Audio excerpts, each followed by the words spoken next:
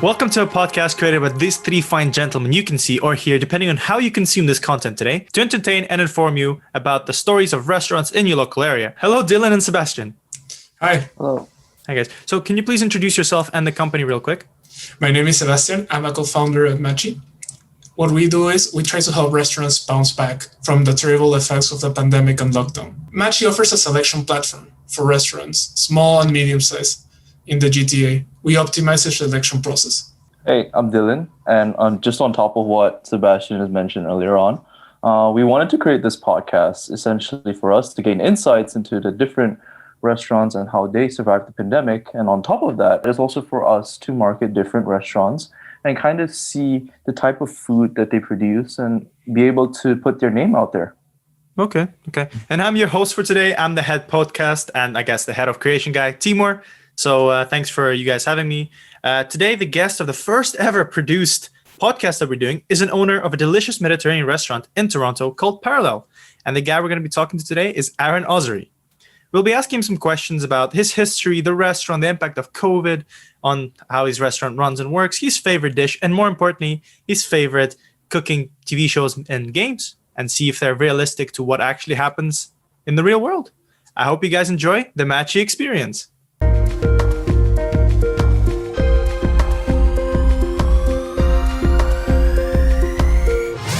Yeah, sorry, I asked you if you were in the restaurant or are you... Yes, I am. I'm in the office upstairs on the mezzanine. So all right, nice. Overlooking the restaurant. Oh, so you can actually overlook the restaurant? Yes. Oh, so you can see if people are slacking off and not working? There's the control area from here.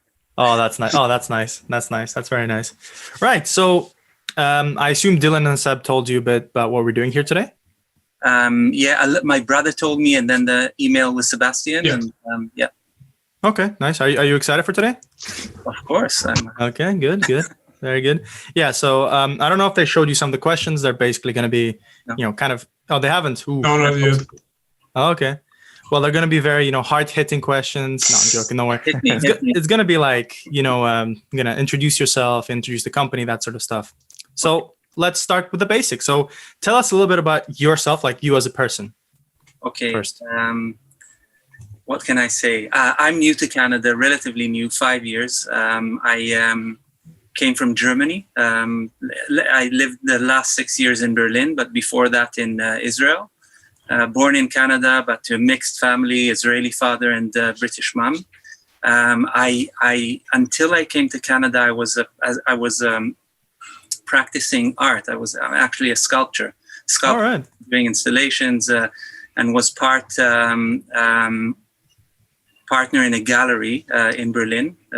So not only a gallery that I was showing in, but also a partner in the actual running of the gallery. And then 5 years ago, came to Toronto, where my two brothers and father live, and joined, and actually came here, and then together with my two brothers, started Parallel. And so I'm the operating person for Parallel. My brothers are more at the bakery, but we're all partners in this thing together. And then so we're actually 3 years open. All right. January last month. All right. Well, congratulations. Thank you.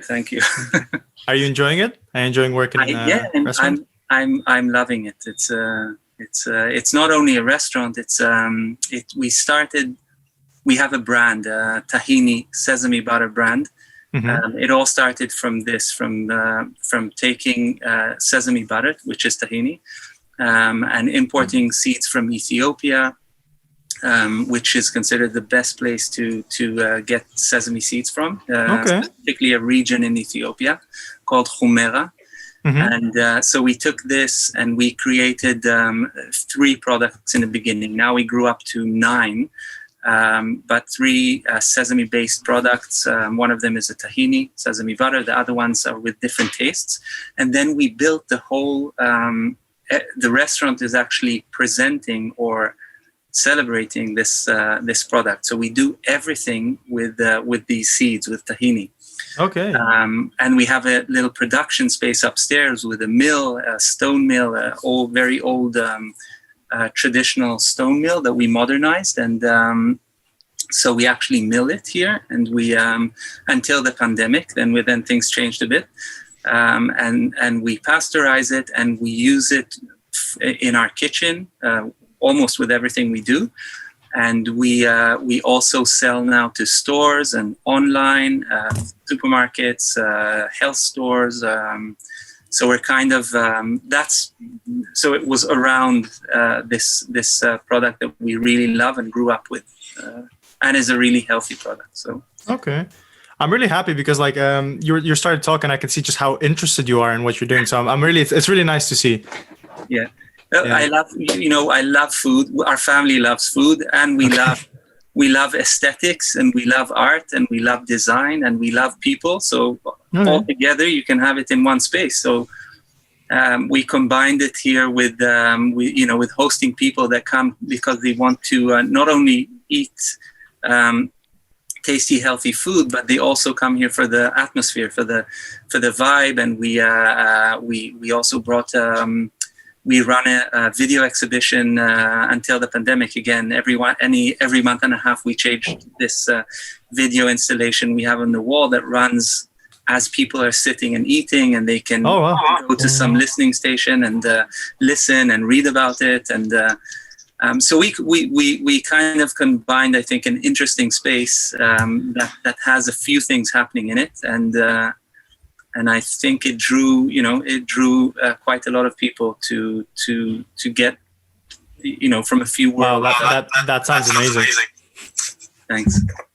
I just had a question regarding how did you transition from just the art side, sculpting, into like bakery and like doing all this restaurant stuff? It must be quite a tough transition. How would you be able to transfer that creative instinct into, maybe curating a good meal in your restaurant? So the bakery has been around for 23 years, or maybe now it's 24. My father and my brother started it in downtown Toronto. It started also with a very small restaurant that had a bakery in the back, very small, and it baked pitas, different kinds of pitas for the restaurant. And then it expanded slowly into more of a bakery, more of a retail bakery that sold to stores. And so that's been around. And then my other brother joined about 20 years ago, or almost 20 years ago. So the family has been in this business for a very long time. And I was always doing art, teaching art, and then in Germany having the gallery and doing my own thing. And then coming to Canada, having a family also, and deciding where we're eventually going to settle down a bit and not take the kids, from different countries, because we did it twice, from Israel to Germany, and then decided eventually to be here closer to the family. I actually, art has its own struggles, of also funding the art, also selling the art, also just making a living from it. And doing parallel allowed us to maybe put aside some of the things that I was doing, but creatively I could express myself in ways that I didn't even that I couldn't do as an artist. So I had suddenly a budget, and I had a space, and this space has been an ongoing project for me. It changed as these 3 years. It's changed so many times, especially when the pandemic hit. And I've been working and putting, doing also art through the exhibitions we do here, but also for me, it was a bit like an installation, the whole space. So working with it was for me sometimes even more satisfying than doing art. All right. So I don't feel deprived of art. Yeah, because it's just a different way of expressing yourself. And food, brings together people. So instead of being closed up in your studio, alone with all your thoughts, and you have this space, and people come, and you're dealing with people and with food and with color and with taste and with and it's very very vibrant and interesting, and so it's been good. Yeah, that's good. Because actually, one of the questions that you touched on it is, I was going to ask you, do you think cooking food is art, or is it just like? I think that one of the biggest challenges for me was not defining myself as anything, not defining myself as a visual artist, and then by doing that, suddenly many things opened up, and I could do things in different areas. So we have a chef here that does that we work with, and he's in charge of the kitchen and the food. I at a certain point was doing production, making halva, doing part of the milling. Now we have a guy that's doing that. But for sure, it's very expressive, and it touches many levels of of aesthetic levels, taste, pleasure. It's something that goes inside you, and it has a lot of layers to it. So yeah. I can imagine. Yeah, anytime I cook, I'm trying to make things as pretty as possible. But yeah, so I'm actually, I'm really jealous because I'm not in Toronto. I'm in Manchester, UK. So I'm kind of jealous I don't get to, see and try your stuff. Yeah. But so one of the questions I do have, so you're called Parallel. So I was just wondering why the name? Is that something, represents like a brand, or is it just the motivations, or is it more like the values you guys go for? Yeah. So we were looking for a very special space when we looked for the place for the restaurant and production. And we found it on Geary Avenue. I don't know if you're aware of Geary Avenue. It's kind of the downtown. It's near Dufferin and DuPont. It's an industrial street that has businesses. It changed along the years. It used to be more mechanical shops, and it changed into production. So places suddenly popped up, like a guy that's producing pasta and then selling and has a few tables and he sells, or a brewery that moved to the street and they make the beer and then they have their bar and they sit and they drink it, and now they added food. So for us, it was a natural place, because also the actual space is an industrial space. It's just a cube, a rectangular large space. And behind, 6 feet from our back door, we have train tracks that carry containers from east to west of Canada. So these train tracks were kind of inspiration for the name, because it's so site specific for our space. Having the train, especially when it runs at the back, and most of the trains have double decked containers. So we see the train from anywhere in the space, and we opened up windows in our mezzanine so we can see the train go by. And then we thought, the tracks are parallel. You see, they have this, they go in one way, they're parallel, but when you're standing on them and you're looking to the distance, they meet. So it was a name that was site specific, and under it we could do many things. So we didn't want to call it, Sesame Butter Factory, or because we want to do many things under it. We want to do food, we want to do art, we want to do, we have great coffee, we have, and we're expanding into other areas, retail and wholesale and music. So it's an open name that allows you to have to have many things under it. Many things running in parallel, if you may say so myself. Yeah. So I didn't write any puns. I'm just coming this up on as we go. So don't think too much into it. Right. So you say, what is your role once again in the restaurant? Sorry, I'm the together with my brothers, we're owners, and but I'm running it. I'm together with our chef, and I don't have a specific right now. I don't have a specific hands-on job. I used to have. I used to make the halva, But now we have a guy that's doing it. So I push the now we're pushing retail and wholesale and other projects that we have, exciting projects that I hope will happen. Yeah. So what's like your typical day at Parallel? What do you do personally? So I come, I drive here, and then I usually come and sit down here with my computer, and I answer mails, and I do my office work, and then I sit down and I talk with the chef, and and then I talk to the manager, to our GM, and I go around and I see everybody and I see what's going on. And of course, I eat here, and and then I have meetings outside. So yeah, it's running, making sure. Okay. Making sure everything is good, fresh, tasty, healthy. Working on the next product. I'm more invested in right now in the whole retail and wholesale. So we just came out with 2 new products. So that was an ongoing project, and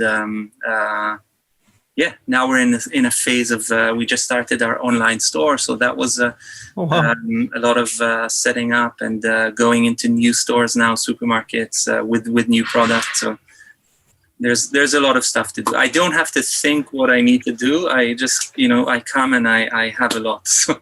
That's interesting, because there's nothing more worse than being bored at work. Yeah, boredom is not something I would like to be bored a bit, but yeah.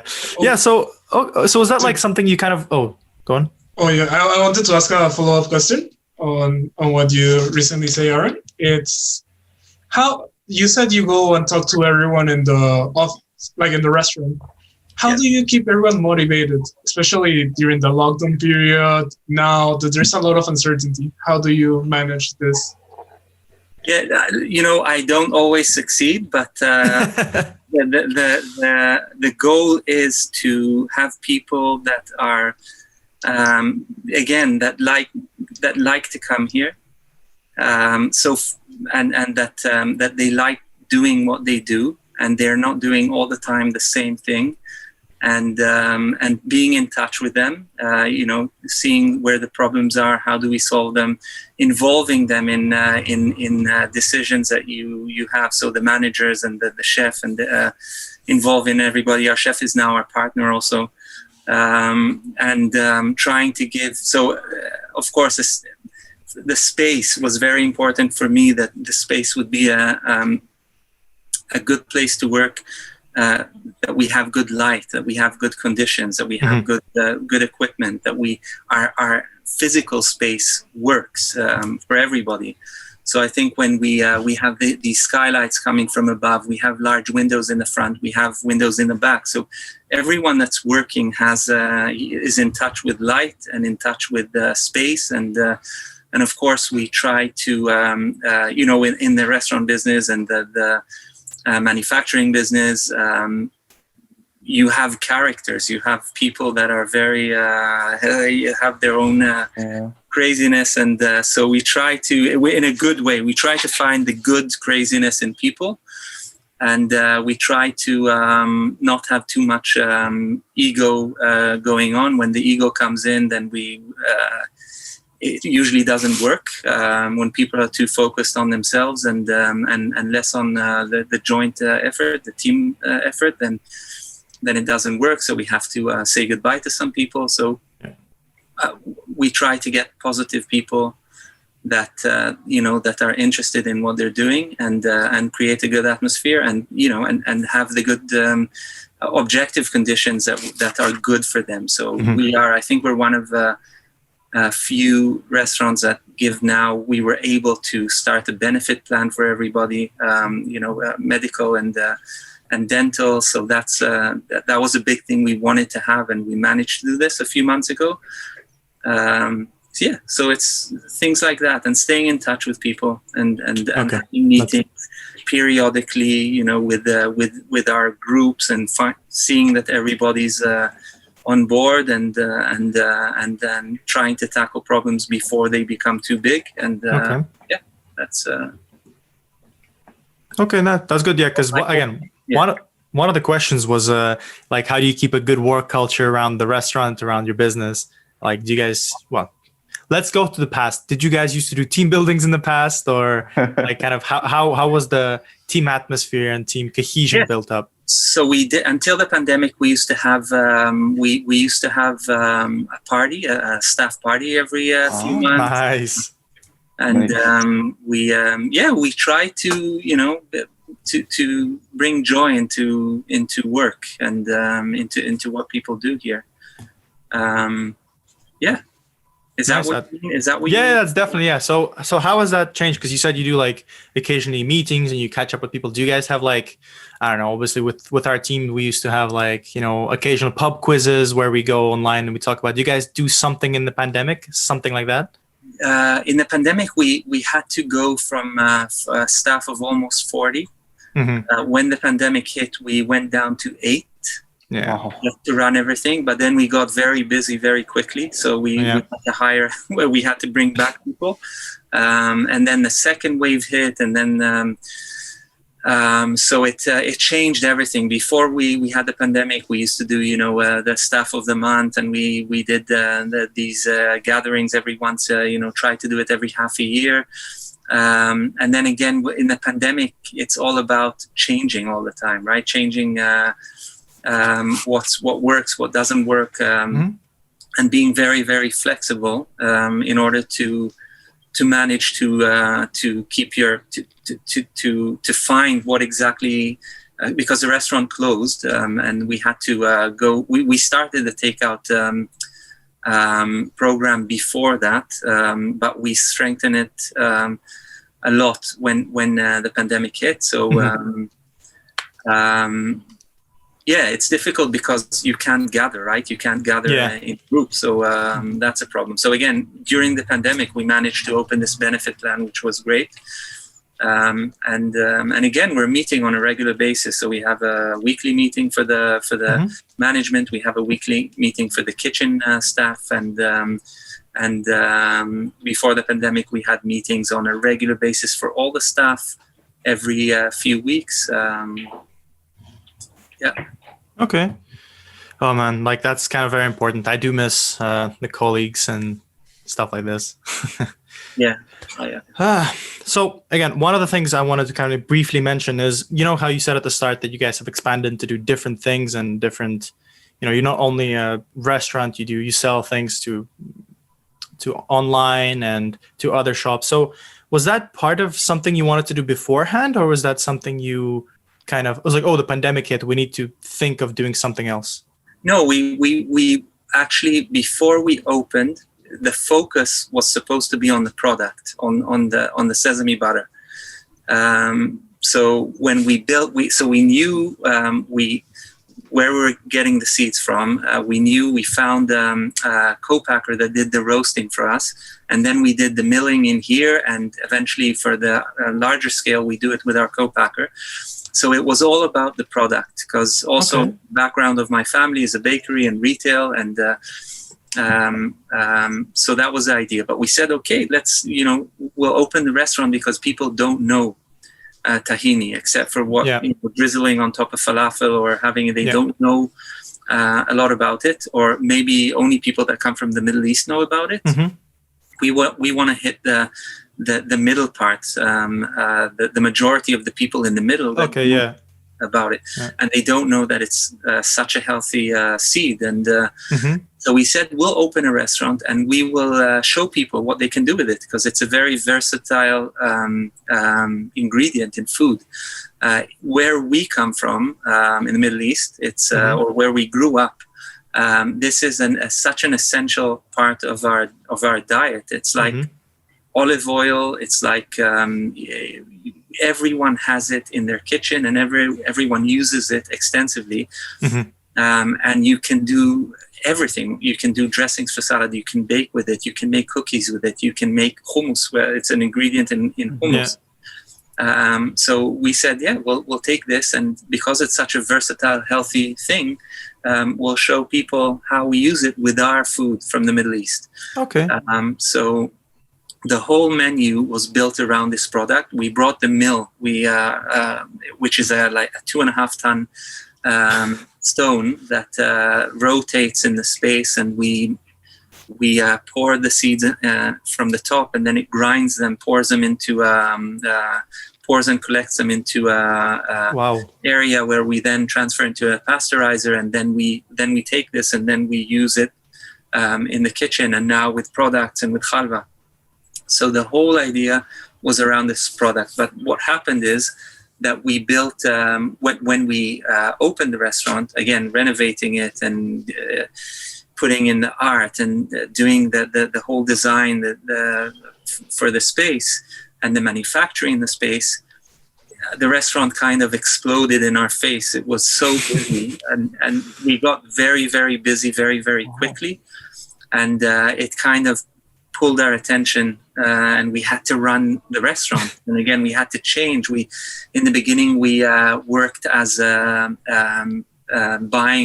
to the counter and ordering, and then sitting down and getting the food. And then we discovered this won't work with the numbers with the amount of people we were getting. So we changed into a serving system, and then we expanded our bar and our drinks, and we got the alcohol permit, and we started in the daytime for lunch, and we opened then in the evenings and then in the weekends, and so it took a lot of our attention, but now we are back to focusing on both, also on the restaurant, but also on the products, and now we have a really good balance between them. Okay. Wow. Yeah. I'm just thinking, how did you manage to get that big thing through customs? Yeah, actually, we shipped it. There was no problem with customs. Really? Wow. But there was a big problem renovating it, because we had to bring it to Canadian health grade. This is a 150-year-old stone that was dug from a lava stone in Syria, and then it rolled from there to a factory in Nablus, and then it was thrown out. It was put out of the factory because the factory modernized, and then somebody bought it from them, brought it to Jerusalem, and we bought it from a guy that was intending to use it in the old city in Jerusalem. And but of course we had to completely change and build everything except for the stone. So that took a while, and to get it in to working shape, and we have to send everything to the lab to test it every time we have a batch. So it was a process we had to go through. But yeah, it was the customs wasn't a problem, but we had other issues. Other logistical problems. Okay, cool. Seb, I think you had a question. Oh yeah, it was a little bit for the topics before we started talking about the meal. So you were talking how you went from one business model and adapted when you first started, like selling your products. I've seen your Instagram. I see a mixture. I see your site. I see your art in every single post. But how have you managed to adapt? Because now that your main sale channel, which was like people coming in and visit, is less frequent, how have you adapted? You mean with COVID? Yes. Okay. So first of all, the Instagram now is my wife is in charge of it, so that's her. She's and we were partners in the gallery in Berlin, so she has a very strong art side. So she's doing all that, all the social media, and then adapting. We actually, before COVID hit, we actually decided to build a new kitchen in the restaurant. We started off with one chef, and we ended up with our current chef that's been with us for almost 2 years. And we've been, before COVID came in, we decided to strengthen the takeout. So we actually, and we didn't want it to disrupt the restaurant. Because if you have one kitchen working for the restaurant and then you add on to it the takeout, it can mess up the whole service for the restaurant, and we didn't want to do that. So we actually built a kitchen that can do the same thing exactly, just for takeout from a different area in the restaurant. So we were kind of set up. The only thing we did when COVID hit is we switched them. Because our main kitchen was doing the restaurant and the other kitchen was doing the takeout. So we changed and we moved we moved the main kitchen to do the takeout, which is until today. And the other one was doing the restaurant when it was open, because it closed up, opened up again, closed up. The patio was open in the summer. And we worked very quickly to adapt, to have good packaging, good containers for the food that are also aesthetic and also keep the food in a proper condition until it arrives to the customer. So we very quickly managed to strengthen that part, and it became very, very busy, the takeout part. And so we kind of focused on that in the beginning. And we added, of course, all the platforms, the Ubers and the DoorDash and the Ritual and the selling through parallel. The second thing we did is we took the whole front. We used to have a small store in the front when you walked in, but we expanded it into the whole front of the restaurant. And we created a nice large store, and then we started to develop new products for the store. So we do all the baking. Again, everything is with the product that we're using. So we did cookies and we did crackers and we did granola. So we have a whole table full of baked goods with our product. We added a large fridge with refrigerated products. So we created this nice store, which also helped us a lot. And then we started to work very strongly on the new products, like the new spreads we've made, and also redesigning our whole line of products from what we had in the beginning to our current design. So and now we started the Shopify. So we did a few things physically and product-wise, business-wise. We changed and adapted, and of course, a patio we had to set up differently. So we would, when it opened, we could seat people there, and when we opened up in which was for a very short period inside, we also separated. And so it's always trying to be flexible and changing all the time. You have to change. If you see something doesn't work, you have to try something else. And just adapt. Okay. Yeah, to be fair, that's kind of cool. So you can go to your restaurant, have some food, get some groceries for the rest of the week. So that's kind of nice. That's kind of nice. So,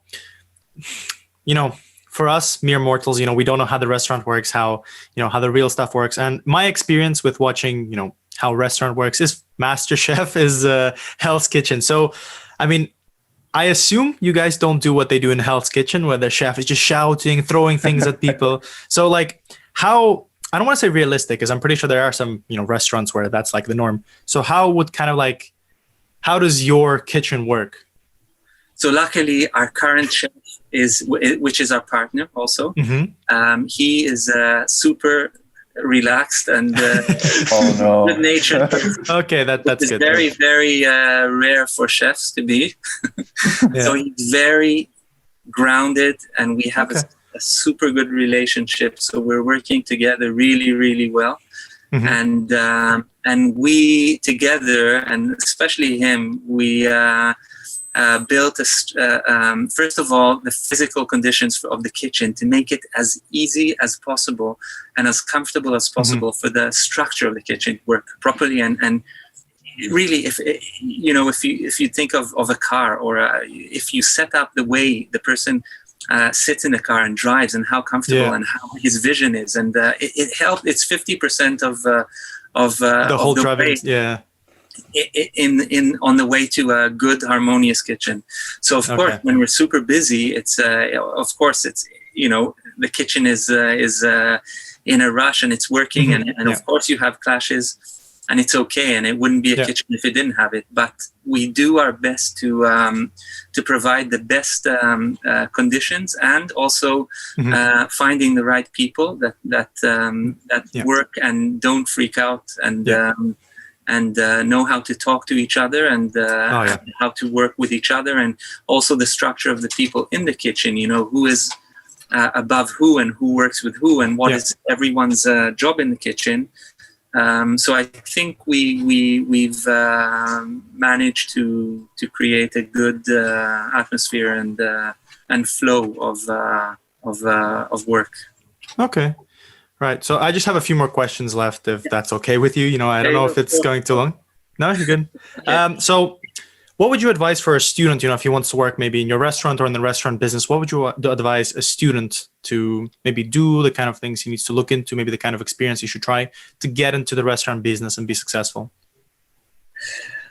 First, he has to love it, right? It's difficult to be in the kitchen. It's not an easy job, and you have to really love it. And you have a passion for it, and so that's one thing, really important thing. Second thing is you shouldn't be scared of hard work, because it's hard work, and you're standing all day and you're working physically. So you have to know that that's a part of it. Yeah. And secondly, start and do what you do. Do what you do good, and try to be in the present moment, and be at. Stay, when you're doing it, do it and be fully in it. And of course, plan. Work in one place for a couple of years and then change and learn from another place and then move to another place. And it really depends what your path is. If you want to become a chef, and then you need to go to a school first, and then to go and get the experience. And But I would say if you don't have the joy in doing it, then it's not worth anything. So you really have to have to want just the love and the passion for just sitting, cooking, creating, like that. And again, creating and cooking is a very small part of it. Labor is a big part of it. 90% of it is cutting. Cutting this and arranging, and it's a lot of work in order for that dish to come out. So creativity is really a small part of it, and you need to and of course the chef is okay. So one thing that you asked before, which I suddenly connect to a question, is letting also the cooks make their dishes, right? Of course, and checking out that they're good and they're balanced, and but giving them also a way to express themselves is an important thing. But again, it's the majority of a cook's work. A line cook is cutting, and it's a lot of labor. Okay, so how do you then give your chef room to be creative? Like, do you go like, okay, here's let's say we have 10 ingredients, basically do whatever you want, we'll try it at the end. Is that kind of something you do, or? So look, so our chef is first of all our partner. So you're on the same level. We're not. Okay. Secondly, we have we are not a high-end restaurant. We are not. We have our basic menu, which is very good and it's working, and we add on to it, and then we have specials, and then our chef works also on products that we're doing, so crackers and cookies, and he has a lot of things to do, and I encourage, whenever, of course, it's but he does it naturally. I don't have to even push him towards it. He does it, and then we try it and we check, and then we everyone has his opinion, and my brothers as well, and then we change it a bit, or we give feedback, and then we test it. We have a store here, and we have a restaurant that we can test everything, which is an amazing thing, because our crowd will give us a feedback. Okay. So we know if something's going to work, and then we know if we're going to produce it or turn it into a product that we're then going to go into the retail with. So and not trying to control everything. Is and allowing space for other people to to express themselves is an important thing. Yeah, fair. So right now, if I was to say look, I'm gonna come to your restaurant right now, and you'll come with me, what is something I should order? What is maybe the dish, or maybe the meal? Maybe what just something. What would you advise me to order right now? So first of all, our sesame butter, our tahini. Okay. Oh, that's a must. You have to try it. And again, tahini you have as a raw material, and you have as tahini dip. Okay. And the basic dip for tahini, you just add water and salt and lemon, and you may add a bit of garlic and parsley. You can do many things with it, but that's like the basic. And this dip you can just eat with a pita, with a piece of bread, or I eat the raw tahini with a spoon. So that would be the first thing that you would have to taste. And we have the pitas that the bakery makes for us. So beautiful, fluffy pitas that we use here with everything. The second thing would be our hummus. Which is, in hummus you have 20% of 25% of tahini in there. So of course we use our tahini, and we make the hummus freshly all the time because we're running through it a lot. So we prepare it here, and then we add all the toppings onto it. And when the restaurant is open, we can even do warm tahini, which is an unbelievable thing, but it can't go for takeout. It has to be. Yeah, it has to be. Okay. So we do that. We have our falafel, that's like a staple, which our first chef was a recipe from our first chef, which everyone knows. And it's like it's a herb falafel packed with parsley, coriander, mint, very, very popular. We have our halva for the dessert, which is... we have a few of kinds of them, which is like 50% made from tahini, sesame butter. And we have ours is special because it has no preservatives, no additives, no stabilizers. It's all natural, all fresh, best ingredients. So it's a beautiful dessert. So I would say those would be like the basic. And we have, of course, our salads. Which are since almost day one, which are very popular. Our parallel stuff. Yeah. And then we have many other things, and we have specials that we do according to season, according to what's available, according to. I mean, you're making me quite hungry. Do you guys deliver to Manchester? UK, not too far. Just a few planes away. We have family in the UK, so. All right, nice. Okay, I'll hit them up. Maybe they can make some stuff for me. Yeah. Okay. Oh, that's really nice, actually. No, actually, one of my favorite parts, and especially with this podcast, is that like I can tell that you're actually like very invested because every time we ask you like, oh, can you tell us a little bit about your food? You can just see the smile on your face just getting bigger, and you're like, oh yeah, we put this and this, and you're just so happy. I really like that. Yeah, it's nice. Listen, it's a tough restaurant business. Is tough. But it's a bit addictive, right? It has. It's worth it. Okay.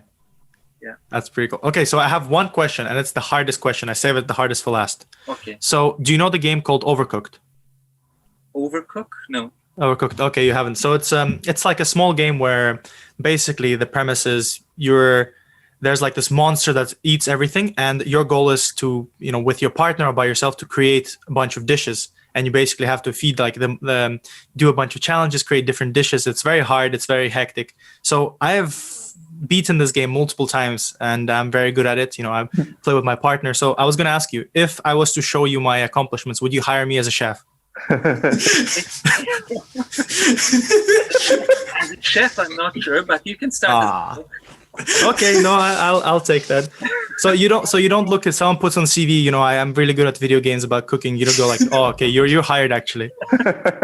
Maybe you know what you have to meet the person, right? And you have to see the spark in his eyes, and you have to because it's quite hectic. Like it's you have to work on multiple different things. It's teamwork and stuff. So I'm just thinking like this could be something like a training thing for you guys, where you put all your cooks or your line chefs and just make them like, look, if you guys can do this, you're getting a raise today. Interesting. Good idea. But right. Well, I think that's kind of all the questions, and I really appreciate that you decided to come on with us. It was really entertaining. I'm really happy that you like what you're doing because it definitely translated for sure. Okay, thanks a lot for doing this. Yeah. I hope you expand into Manchester soon. Yeah. I'm not sure. The first one somewhere in Canada. Again, what? One restaurant I think is enough. Okay. Yeah. And then other things are interesting in the same kind of area, but we have plans. Okay, that's good. All right. Well, okay, thanks for coming on. Thank you so much. Thank you very much. Thank you so much, Aharon. Take care. Bye. Yeah, bye. Bye. Right, so this was your first ever taste of the Matchii Experience. This time the guest was Aharon Ozery of the restaurant Parallel in the GTA region. I hope you guys enjoyed it. For more information about Parallel, you can go on their website at parallel.com, or you can just go on Google and just type Parallel and you can look it up. This has been the Matchii Experience with Timur, Dylan, and Seb, and I will see you guys in the next podcast. Bye, guys.